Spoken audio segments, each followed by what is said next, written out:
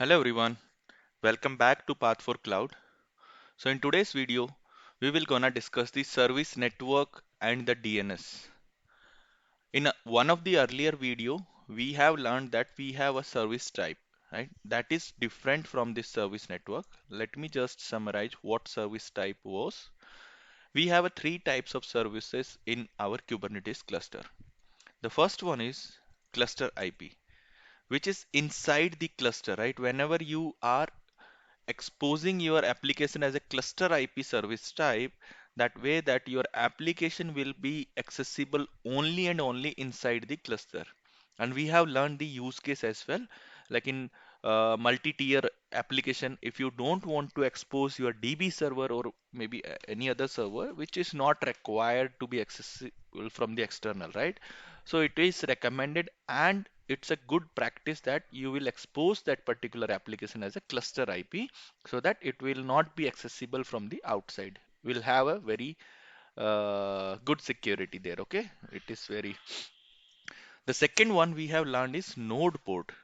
Node port is nothing. Node port is like where that application will be exposed on the host IP. Any of the worker host IP you can access, and it will be accessible from I think 30,000 to 32,767 port. Any random port which is free, right? It will pick, or you can define inside service file as well, right? By default, a cluster IP is the default service type, but if you want to expose as a node port, or maybe the third one was the LB, which is kind of like supported uh, cloud architecture, you can use this. Okay, we will yet to see the LB demo, but we have seen the cluster IP and the node port IP already, right? So this was the service type, the way what we are exposing our applications to that particular external or maybe internal, right?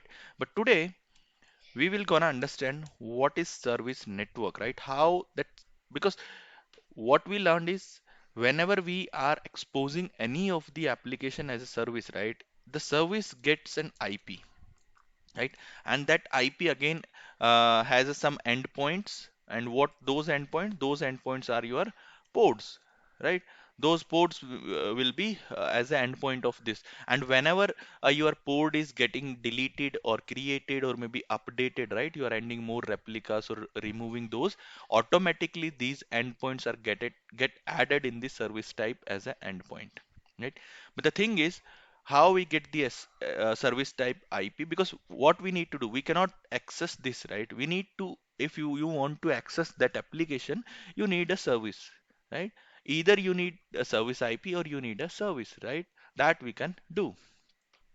Now, we have something called kube proxy, one of the element we have understood when we were discussing the Kubernetes architecture, which is generally basically mainly responsible for this to assign IP to your service, right? That will take care of your service network. Whenever a service is get added, it is already defined, right? When you do a cluster setup using the kube ADMs, it is automatically setting some subnet, right? Automatically it is assigning that particular subnet to your service network, so that kube proxy will use that subnet, and it will assign a IP your service, IP to your service. Okay,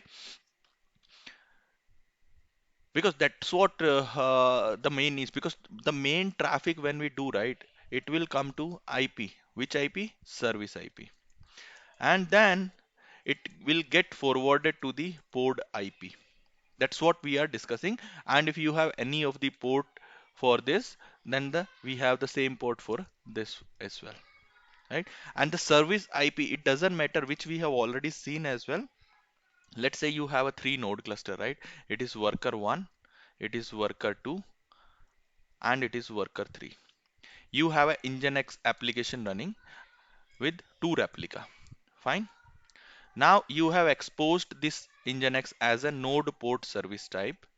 That means that any of the IP you can access from uh, any IP of these host you can use, and whatever the port is being assigned to that service, you can access your application, right? But the thing is, here I am saying we have two replica, right? So the case will be either two replica is running on the same node, maybe one no replica on one node. In any case, we will not have a replica in one or maybe two node, right? Then how you will be able, let's say my replica is running on worker 1 and worker 2, still I am able to access my service or application using the worker 3 IP. That's what the service, whenever you create a service network, right? So the kube proxy will make this available across all network, all worker network, right? So that you can use any of the IP and you will reach to your application. Now, how this port forwarding work? For this, it is using a IP table, right? Where they put some forward rule, and whatever the traffic is coming to the service IP, that will get forwarded to the port IP, right? Using this, and these IP tables are forwarding rules are available on each node. That is the reason, right? Because when we see the network, we found that okay, you all ports can reach to any port without any network policy or restrictions, right? That's how when you do this, right? So kube proxy and the kube API uh, will get this information that okay, what is the subnet of that particular worker node is assigned, and they have some peer established in between those nodes so that the network connectivity will be there. Same way, doesn't matter if your replica is running on worker 3 or not, but if you are trying to access your application using the worker 3 IP, you will be able to reach to your application.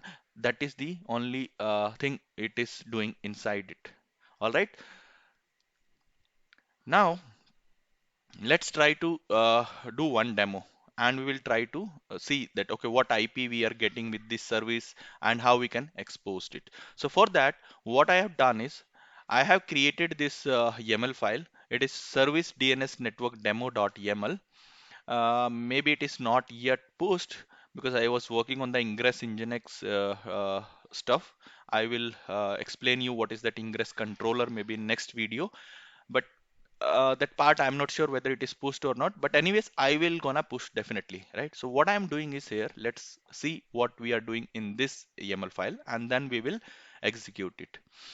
So first of all, I am creating a different namespace called backend, and in the backend, I am just deploying a one port called BK port, just to understand it's a backend port, right? With some curl images. Then in the default namespace, I am creating a web port with the Nginx image. And same way we have that we need to expose it as a service. So here you can see I am not defining anything. So obviously it will gonna expose as a cluster IP.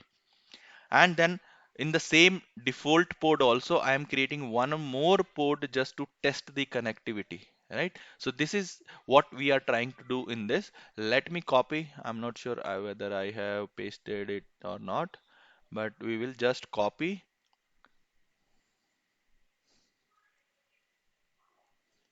I will copy it, and let's jump to our cluster.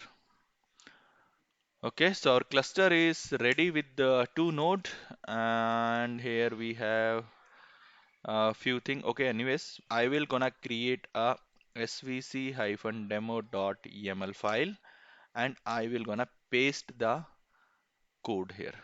All right, now let's quickly create this. So here you can see that it has created a backend namespace, it has created a BK port in the backend namespace, and it has created two port and one service in the default namespace. If I do kget port, so I can see that one of the web port is running where our Nginx service is running, and the test port just to check the connectivity. If I do kget svc just to see, so here you can see we have a web port svc, and without any type defined in the file, as I mentioned, by default you will get a cluster IP as a service type, and this is the IP assigned. That's what we were talking, right? Your service will get the IP, and It has a predefined network. Let me show you if I can find that where we can see that service network subnet, and automatically your service will get the IP from that, and it is getting forwarded to port number 80. All right, and let's check in backend namespace also. So in backend namespace also we can see that we have one pod is running. Fine. Let me get the IP, and let me get the IP for from the default namespace as well. Okay, so these are the IPs assigned to our service, right? We have understood that we have few manifest file already, which is a part of the static pod,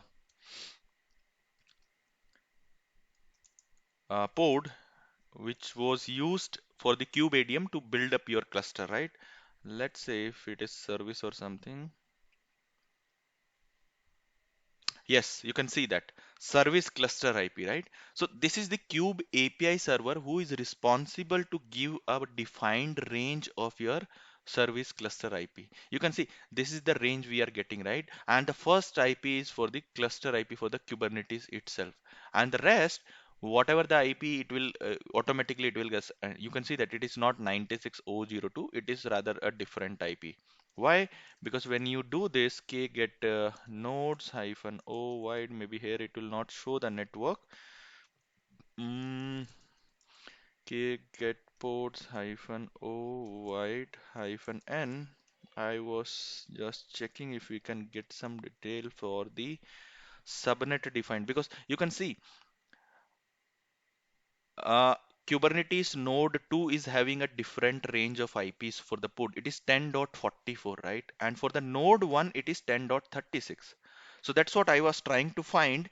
Like if what is the because whatever the range when we initialize our cluster, right? So we need to put a pod CIDR range, right?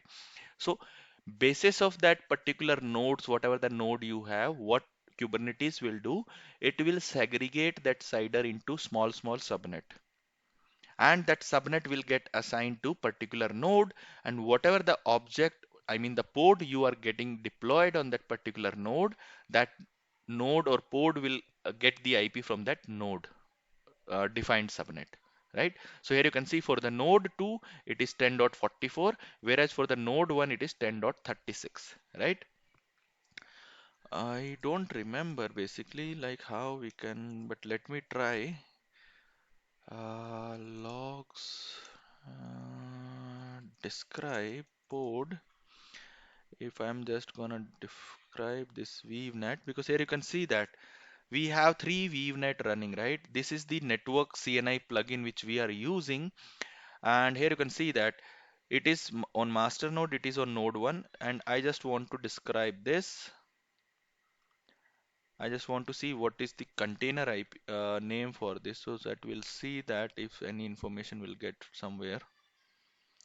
Okay, it is not showing here. Let's maybe check it out. View. Okay. Okay, do one thing. Instead of this, what I will do is I will just say container view, and instead of describe, let's try to see the logs. Because whenever this pod is getting deployed, right, obviously it has done some that job. It has assigned that particular range to that particular node. Okay. So we have a lot of okay. Just give me a second, maybe I will show you why it's not going up. Okay, though my connection was interrupted, so I have just rebooted my system, and now you can see that I am back on my cluster. So we were discussing that, okay, what is the range of that particular pod is running. So let's inspect a pod which is running on node 1, okay? Now let me quickly do a kubectl logs, and we were checking the container name was Weave, and it is running inside the kube system. If you do this, you will find that whenever a port is getting created or getting assigned, so you can see that it is doing all these things, MAC address assigning and deleting. But if you go up somewhere, uh, this is node 1. Here it is. You can see that IP allocation range was this, right? Maybe it is across all this node 1, whatever that resources we are getting created, it will get the whatever the port is getting deployed on that, they will get the IP from this range. All right, so that's how that this IP was. And similarly, we have seen that the service Kubernetes service network is getting assigned by the Kube API server. All right, so what we have done is so far I have deployed a two port inside a default namespace, and we have created a dedicated namespace for this testing purpose backend. There also we have one port is running. All right, so let's do one thing. Let's try to check the connectivity. If I go inside a pod called BK, not this one maybe. First, let's try within the same namespace. Test pod, okay? And if I try to ping a web pod,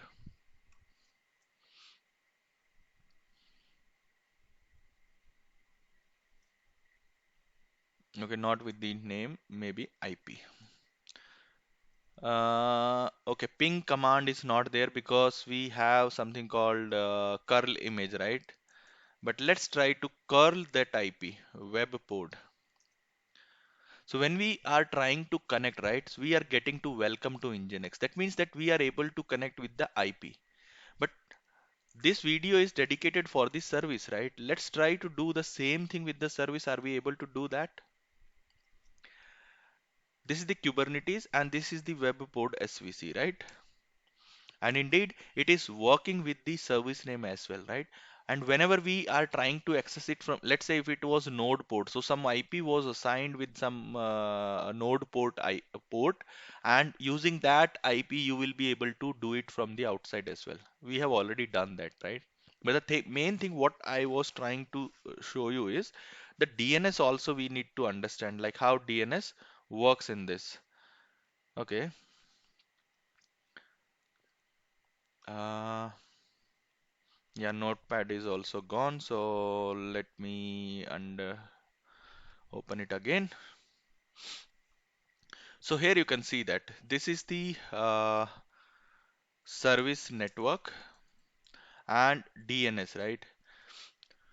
If I'm gonna describe this, describe SVC, and this is the SVC I'm describing it. So you can see that this is the service name and it is sitting inside the default namespace. We don't have any other label annotation assigned to this, and it is a type of cluster IP, and this is the IP for your service, and these are the backends. What is this backend? If you see closely, it is the IP of your pod. That's what we understood, right? Automatically, a new replica of that particular thing is added here. And if it is deleted, that IP will be go away from here. So who is doing all these things, right? That is again the kube proxy, right? So kube proxy will do what? Kube proxy will create a DNS entry for your service. Because you can see that when we were trying with the pod, it was not going through, right? But when I am trying with the service IP, it is going through. It is resolvable. It is getting resolved this service name to this IP, and from there it is getting forwarded via. If I just show you the this IP, uh,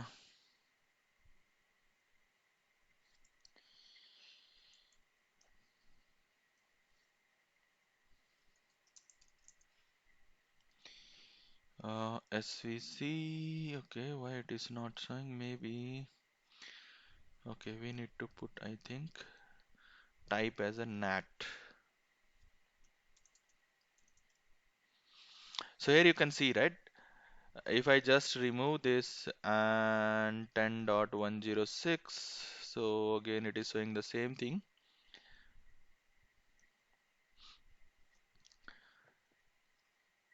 But this is the our service IP. Let's try to grep with service instead of the IP. Web port SVC. Okay. Yeah, now it is showing all these things. So this is the port IP, and it is like getting the rule assigned to this service, right? Whenever we are landing to this IP, or maybe that name, what is the name of that our service, it is getting forwarded to this IP, which is nothing, which is the IP of your port, right? That's how this IP table, and who responsible to create these entries and everything, that is done by the kube proxy. Whenever you are doing this thing, right, so DNS entry will be made. Now you will say that, okay, why we need a DNS entry for our service if we can reach out to the uh, IP, right? See, IP is something you by default, let's say we have, let me show you one thing, kpod hyphen o white. And similarly, we have that backend as well, right? Let me list out that as well. Come on. So this is the backend. Let's try to curl it from BK port using the IP. Okay. And the IP of your web port. Okay, it is in backend namespace, not in default namespace. You can see it is getting connected. Why? Because we have that by default network policy is not there, and we learned that by default each port can do whatever that they wanted to do, right? But that is the IP of what? That is the IP of port. Now let's do the same thing with the SVC.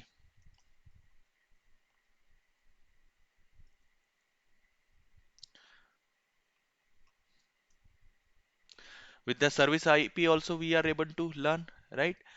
But sometimes, because internally, right? Internally, what is happening is internally it is creating a DNS entry. We cannot use these IPs and port, right? Because you never know, if something goes wrong, your port will get die, right? And it will automatically get spin up as a part of your replica and deployment, and your IP get changed.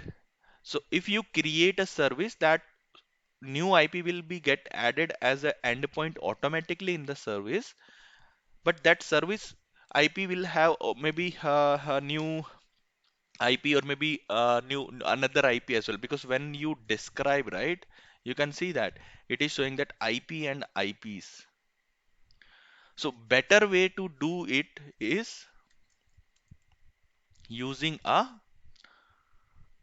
uh, service IP, service name it instead. Okay, and we have that. Okay, let me try to do K get ports. If I just do K get hyphen, I will go inside the test port, and I will try to curl using that service we are going through, right? If I do the same thing from the backend port, so what do you think? Will be able to reach or not? I think no. It's BK port, okay, not K.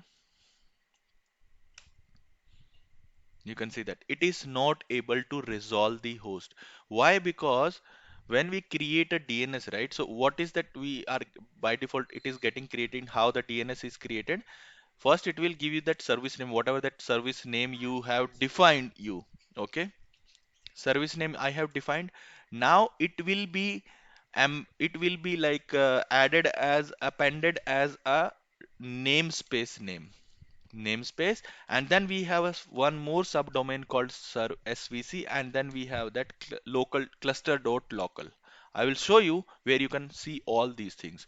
Now you will see, okay, how these will be get, where is the DNS server hosted, right? If I just say k get SVC hyphen n cube system, so you can see that. In the kube system namespace, we have a service called kube DNS, and it is a cluster type, and the IP is assigned to this one, right? Let's do one thing. In the this one, I'm gonna cat the file called resolve.conf. It's resolve. Okay, it's not kpod, it's bkpod. Sorry about that. Now you can see that, okay? Again, the cat command is not there. That's wrong, but maybe inside the kexec hyphen it web hyphen pod. I think we have that pod is running inside our default namespace. Fine. And let's try to curl this here. Hope it is there. Sorry, not curl, my bad. It is cat command, okay? I just copy pasted and it should work in the BK as well, I think. Let's try because here also we are doing the curl. I didn't notice that. But here you can see each pod will get appended automatically that IP which is assigned to your kube DNS service, right? So now every pod knows whenever they try to resolve a service name to any name, right? They will ask this IP, and this is a kind of the Q core DNS pod is running inside your cluster, and it is exposed using this service IP. All right. Now whenever a pod sends a query to this core DNS, they will get the result, right? But now you will say that okay, we were not able to get it for uh, from the BK pod. The reason I'll tell you here, you can say that it is not could not resolve host. Why? Because by default this sort name is only resolvable inside a namespace. If you wanted to do in different namespace, so if you notice this output from a default port, you can see that default.svc dot this, or maybe svc dot this, or maybe cluster dot local. So these are the search, right? Like whatever that you will give, right, automatically it get appended inside these domain name, and you will be able to reach to your service. But when you do the same thing from the another namespace, it will not do, because here we have the backend, right? So we need to tell like what we need to do. So instead of this, if I just put default, okay, now I am saying okay, get this name from this subdomain, right? Now let's try, and indeed we are able to resolve it. So whether you need to use you just need to use this, or you can use the full name like default namespace dot svc dot cluster dot local. In that case also you will reach to the same thing. So that's how this internal service network works, and it will get resolved, right? So this is the way. Only if you can see, right, this is the IP, sorry, the resolve.com, the name server which we are using, which is running as a DNS server inside your cluster, and it is exposed using this service IP. That is the reason all query will go to whenever you are creating any new thing, right? So kube proxy will get this DNS entry created inside that core DNS, and it will appended with that service name dot namespace dot svc is again, and it is a cluster dot local. It is a kind of top level domain, and this is the subdomain, and again this is a subdomain for your namespace, and this is the service IP. Okay, that's how it works.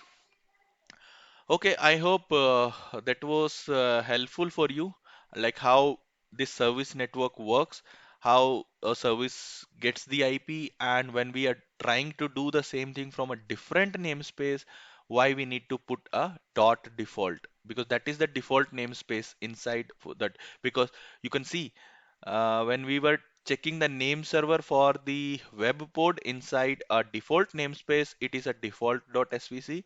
But the same thing for the backend, it is backend.svc. That is the reason if you are trying to connect across across namespace, then you need to append a dot that particular namespace, or you can give a full FQDN name, which is a namespace dot svc dot cluster dot local. Okay, so that was the service network, guys. I hope you find this content helpful, and if yes, then please do share these with other people, and please support me, like my video and subscribe to my channel. I will upload more videos on this, and for the next video probably we will gonna discuss a ingress controller, like how, what is the ingress controller, why we need ingress controller, and how to set up an ingress controller. I have a very lovely demo for that, and I will show you how you can set a host rule. And yeah, basically we'll start with what is ingress controller in the next video. So please stay tuned, and soon we'll have that video on our channel. Thank you. I will meet you in the next video. Bye bye.